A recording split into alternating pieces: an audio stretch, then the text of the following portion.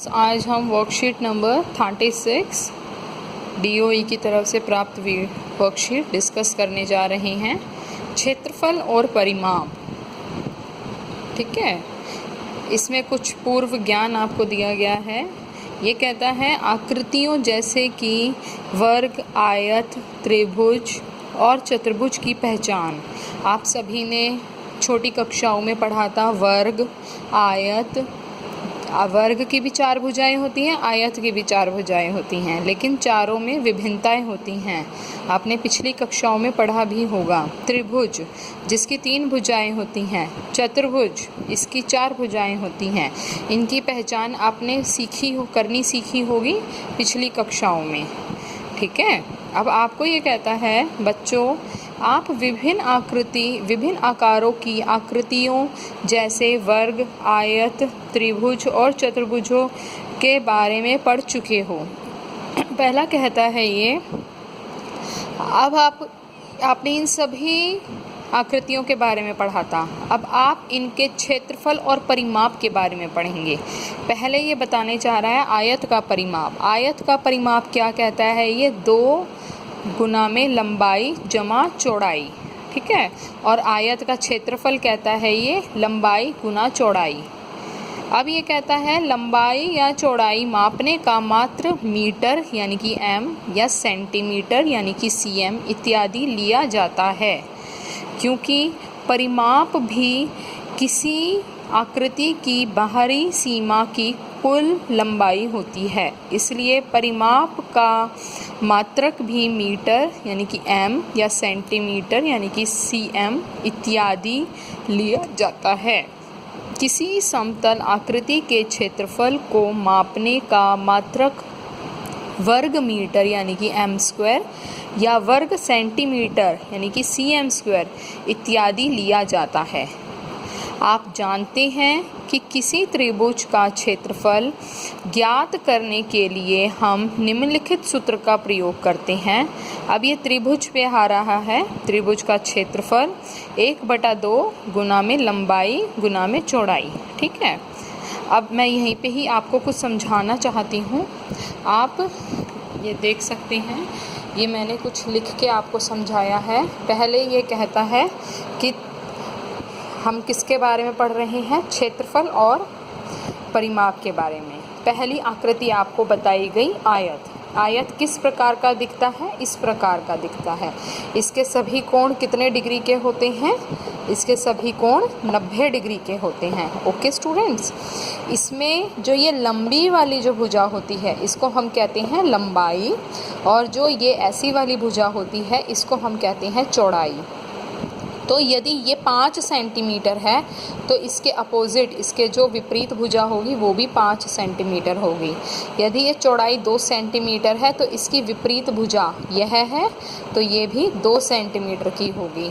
आयत की यही एक विशेषता है कि इसकी जो विभिन्न भुजाएं होती हैं, विपरीत भुजाएं आपस में समांतर और बराबर होती हैं और परस्पर 90 डिग्री का कोण स्थापित करती हैं। ओके, तो फर्स्ट कहता है परिमाप आपने अभी पढ़ा था कि सभी भुजाओं का हम जोड़ करते हैं तो हमें परिमाप ज्ञात होता है। ये देखिए, यहाँ लंबाई है तो यहाँ भी ये लंबाई है, यहाँ चौड़ाई है तो यहाँ भी ये चौड़ाई है। मैंने ये लिखा हुआ है, लंबाई को मैं L से और चौड़ाई को मैं च से संबोधित कर रही हूँ। तो यदि मैं चारों को जोड़ती हूँ तो लंबाई भी 2 बार आ रही है और चौड़ाई भी 2 बार आ रही है। चारों को हमने जोड़ा तो आपको क्या प्राप्त हुआ? ल जमा ल और च जमा च। ठीक है, 2 बार ल और 2 बार च, दोनों में से 2 कॉमन ले लिया तो ल जमा च और 2 बाहर। इसलिए ये आपका परिमाप का आयत का फॉर्मूला होता है। ठीक है, क्षेत्रफल कहता है परिमाप का आयत का जो क्षेत्रफल है वो क्या है? लंबाई गुना चौड़ाई। यदि ये लंबाई को अगर मैं इस चौड़ाई से गुना कर दूं तो मेरे पास आ जाएगा इसका क्षेत्रफल। नंबर 2 आती है आपकी जो आकृति है त्रिभुज। त्रिभुज कुछ इस प्रकार का होता है, इसकी 3 तो आपकी भुजाएं होती है और 3 ही इसके कोण होते हैं। ओके, और जो बीच की जो रेखा अगर हम ये देखें, ये इसकी क्या है, लंबाई। ठीक है, यहाँ से देखें तो इसकी यहाँ से लंबाई होगी, इस वाले आप कोण से देखें तो इसकी ये लंबाई होगी। ओके, और तो ये जो हुई ये आपकी लंबाई या ऊंचाई कह सकते हैं, आप इसको कुछ भी कह सकते हैं, लंबाई या ऊंचाई में से। Is that clear? और जिस पे भी ये लंबाई डलेगी वो आपका आधार कहलाता है। ठीक है, त्रिभुज 3 प्रकार के होते हैं, समकोण, समबाहु, समबाहु त्रिभुज और समद्विबाहु। अब हम तीनों त्रिभुजों के कोण की विशेषता पढ़ेंगे और तीनों त्रिभुजों के आप क्या पढ़ेंगे, क्षेत्रफल पढ़ेंगे। ओके, अब ये आप देख सकते हैं यहाँ पे ये बताने जा रहा है किसी समकोण त्रिभुज बनाने वाली 2 भुजाओं को लंबाई और ऊंचाई लिया जाता है। ठीक है, फिर मैं पढ़ रही हूँ समकोण त्रिभुज। ओके स्टूडेंट्स, समकोण त्रिभुज में समकोण बनाने वाली यानी कि समकोण, पहली बात तो आपको पता होना चाहिए समकोण त्रिभुज कौन सा होता है, वह त्रिभुज जिसमें 90 डिग्री का कोण हो। यदि 90 डिग्री का कोण नहीं होगा तो वह समकोण त्रिभुज नहीं कहलाएगा। यहाँ पे एंगल बी पे 90 डिग्री का कोण है। तो ये कहता है जैसे समकोण त्रिभुज ट्राइंगल ABC में AB और BC को आधार और ऊंचाई लिया जा सकता है, AB को आधार और BC को ऊंचाई कह रहा है, इसलिए समकोण त्रिभुज ट्राइंगल ABC का क्षेत्रफल 1/2 AB गुना BC। यहाँ AB को ऊंचाई और BC को आधार भी ले सकते हैं। अब ये कहता है दूसरा त्रिभुज ले रहा है, किसी समबाहु त्रिभुज में यदि भुजाओं की लंबाई ज्ञात हो तो त्रिभुज की ऊंचाई आसानी से ज्ञात की जा सकती है। ये उदाहरण के लिए आपको बता रहा है, ट्राइंगल DEF देखें, ये फिगर देख सकते हैं आप, DEF, इसमें समबाहु त्रिभुज कौन सा होता है, जिसकी तीनों भुजाएं आपस में बराबर होती हैं। तो यहाँ पे कितने सेंटीमीटर की दे रखी है, 10, 10 और ये पूरी भी 10 है। यदि यहाँ से लेके यहाँ तक हम एक लंब ड्रॉ कर दे तो ये 5-5 सेंटीमीटर की है, इतनी भुजा 5 की और इतनी भुजा भी ये 5 की होगी। ओके, तो आपको ये कैसे निकालना है, इसका क्षेत्रफल निकालने के लिए अगर बोला जाएगा तो 1/2 आधार गुना लंबाई होगा, इसका क्षेत्रफल आधार गुना ऊंचाई या लंबाई। आपके पास आधार नहीं है, इसका आधार है इसका, तो आप ऊंचाई कैसे प्राप्त करेंगे, आप ये देख सकते हैं, त्रिभुज DGE, इस त्रिभुज में आप ये एक तरीके का समकोण त्रिभुज प्राप्त हो रहा है आपको, इसमें आप पाइथागोरस थ्योरम लगाएंगे तो आपके पास ये DG प्राप्त हो जाएगा। ये यहाँ पे सॉल्व कर रखा है, मैं आपको थोड़ा सा रिटर्न में दिखाती हूँ। यह देखिए आप, ये समकोण त्रिभुज मैंने यहाँ पे ड्रॉ किया, इसमें जिस पे 90 डिग्री का कोण होगा वो नीचे आधार होगा और जो ये साइड में जो ये आधार से जो ये भुजा जाएगी वह होती है लंबाई। ओके, तो यह जो क्षेत्रफल बनेगा इसका 1/2 आधार गुना लंबाई, आधार यहाँ कितनी है, आधार है यहाँ BC, तो इसलिए BC, और लंबाई कितनी है इसकी, लंबाई यानी कि ऊंचाई वो कितनी है इसकी, AB। तो यह इस समकोण त्रिभुज का क्षेत्रफल हुआ। अब दूसरा है समबाहु त्रिभुज। समबाहु त्रिभुज आपने डिस्कस करा था अभी, जिसकी तीनों भुजाएं बराबर हों, तो 10, 10 और ये पूरी भी EF भी पूरी 10, बीच में हमने G बिंदु ले लिया EF पर, तो ये इतना 5 और ये इतना 5 कंसिडर किया आपने। अब हमें इसकी ऊंचाई ज्ञात करनी है। आपने त्रिभुज का क्षेत्रफल पढ़ा था 1/2 आधार गुना लंबाई, ठीक है ये। तो अब यदि हम इस क्षेत्रफल को फॉलो करें तो हमारे पास आधार तो है, लेकिन क्या आपके पास ऊंचाई है, नहीं है, तो हम ऊंचाई कैसे प्राप्त करेंगे, ऊंचाई हम पाइथागोरस थ्योरम से प्राप्त करेंगे। तो 1/2 आधार गुना ऊंचाई। ओके, तो आधार आपके पास है 1/2 में 10 आपके पास है, लेकिन ऊंचाई हम कैसे निकालेंगे? अब आप देख सकते हैं ये आपका त्रिभुज है, ये डी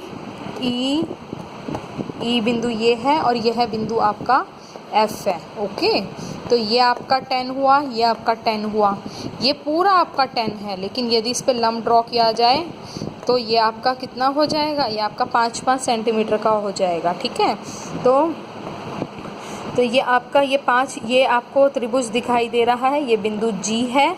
तो त्रिभुज DEG में हमें एक समकोण त्रिभुज प्राप्त हो रहा है। इसमें ये आपका कर्ण है, ये आपका आधार है, ये आपकी क्या है? ऊंचाई है। और पाइथागोरस थ्योरम क्या कहती है? पाइथागोरस थ्योरम कहती है कर्ण का जो स्क्वायर होगा वो आपका ऊंचाई के स्क्वायर के जमा आधार के स्क्वायर के बराबर होगा। ये आपकी पाइथागोरस थ्योरम है। इसी थ्योरम को यूज़ करते हुए हमने यहाँ पे ऊंचाई प्राप्त करी। DG होगा आपका √DE माइनस EG का स्क्वायर। DE है आपका 10, EG है आपका 5, तो 10 यानी कि 100 माइनस 25 दैट इज़ 75। इस 75 को खोलेंगे आप, फैक्टर बनाएंगे।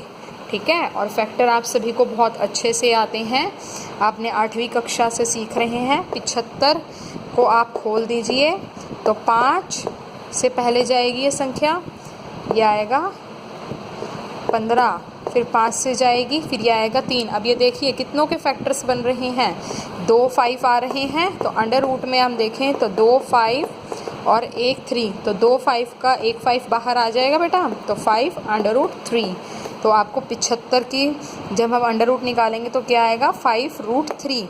ये आपकी आ गई ऊंचाई। इस ऊंचाई को हम यानी कि लंबाई, ठीक है, लंबाई कह सकते हैं इसको, लंबाई या ऊंचाई, इसको हम इस क्षेत्रफल में यूज़ करेंगे ट्राइंगल DEF। तो 1/2 आधार गुना लंबाई, आधार आपके पास ऑलरेडी गिवन था 10 और लंबाई आपने अभी निकाली 5√3। 2 से 10 कट जाएगा 5, 5 गुना 5 25√3 सेंटीमीटर स्क्वायर। ये है आपके 2 त्रिभुज हमने डिस्कस किए। पहला आपने समकोण त्रिभुज डिस्कस किया, दूसरा आपने समबाहु त्रिभुज पढ़ा। अब हम तीसरा त्रिभुज पढ़ने जा रहे हैं, वह है आपका समद्विबाहु त्रिभुज। समद्विबाहु त्रिभुज आप देख सकते हैं, ये इसने बना रखा है यहाँ पे। ये कहता है समद्विबाहु त्रिभुज की ऊंचाई ज्ञात करने के लिए ट्राइंगल PQR को देखें। ये यहाँ पे आपका त्रिभुज PQR दिखाई दे रहा है सभी को। समद्विबाहु त्रिभुज आप सभी को पता होना चाहिए, एक ऐसा त्रिभुज जिसकी 2 भुजाएं आपस में बराबर हों, तो वह कौन सा त्रिभुज कहलाता है? समद्विबाहु। तो समद्विबाहु त्रिभुज में ये कहता है कि ये 5 है, ये 5 है, ये इतनी इसने 4 दे रखी है। आपको क्या ज्ञात करना है? इसमें ज्ञात करें क्या? इसकी ऊंचाई। अब ऊंचाई कैसे देखेंगे? ये देखिए, इसने PS को यूज़ करा है, PS² = PQ² माइनस QS²। ठीक है, P ये आपका त्रिभुज है, PQRS ये 5। और अब आप ये देखिए PS, आपको पहले आपको इसकी ऊंचाई ज्ञात करनी है। आप ऊंचाई कैसे निकालेंगे? ये देख सकते हैं, मैंने यहाँ पे ये ड्रॉ किया। ये एक आपका लंब है, ये आपका अगेन PQS एक समकोण त्रिभुज प्राप्त हुआ है। इसमें हम पाइथागोरस थ्योरम लगाएंगे तो क्या आएगा? PS का जो स्क्वायर आएगा वो किसके बराबर आएगा? वो आएगा PS का स्क्वायर = PQ² माइनस QS का स्क्वायर, PQ² माइनस QS²। दोनों को हमने माइनस करा तो आपको क्या प्राप्त हुआ? PQ है आपका 5 और QS आपका 4। 5 का स्क्वायर 25, 4 का स्क्वायर 16, आया आपके पास 9। PS का जो स्क्वायर है बेटा वो 9 है। जब ये स्क्वायर इधर जाएगा तो ये अंडर रूट बन जाएगा, तो ये क्या प्राप्त हुआ? Under root 9। 9 किसका होता है? 3 का। तो ये आपके पास 3 सेंटीमीटर आया। इस प्रश्न ने आपसे यही पूछा था